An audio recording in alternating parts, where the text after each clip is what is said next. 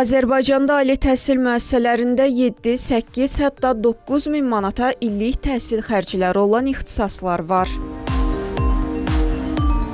Bu sözləri Xəzər Xəbərə müsahibəsində təhsil eksperti Rizvan Fikrətoğlu deyib. Onun sözlərinə görə dirijorluq, bəstəkarlıq, vokal sənəti, instrumental ifaçılıq ixtisasının illik təhsil xərci 9000 manat təşkil edir. Hər hansı bir ixtisasa ödəniş təyin olunarkən burada nəzərə alınan bir sıra meyarlar var. Bu meyarlar daxil ki, universitetin saxlama xərci. Universitetin saxlama xərci deyərkən burada müəllimə verilən əmək haqqı, burada alınan avadanlıq, məsələn, musiqi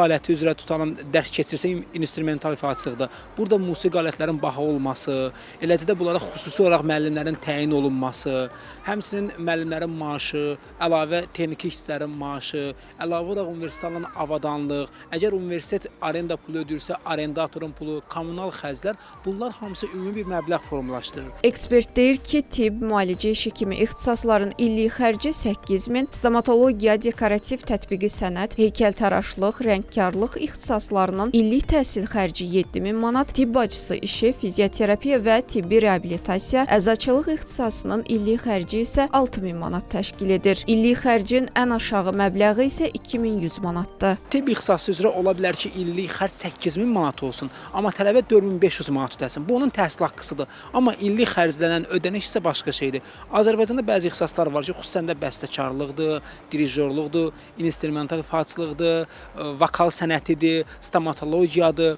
Bu kimi ixtisaslarda ümumiyyətlə avadanlıqlar, eləcə də orada dərs keçən müəllim heyətinə fərqli formada əmək haqqı verildiyi üçün bunların illik təhsil xərci tamamilə yüksək hesablanır. Xatırladaq ki, Baş nazirin imzaladığı qərarla hər bir təhsil alana düşən illik təhsil xərclərinin miqdarı müəyyən edilib. Aynurə Xudaverdiyeva, Cəfər Qasımov, Xəzər Xəbər.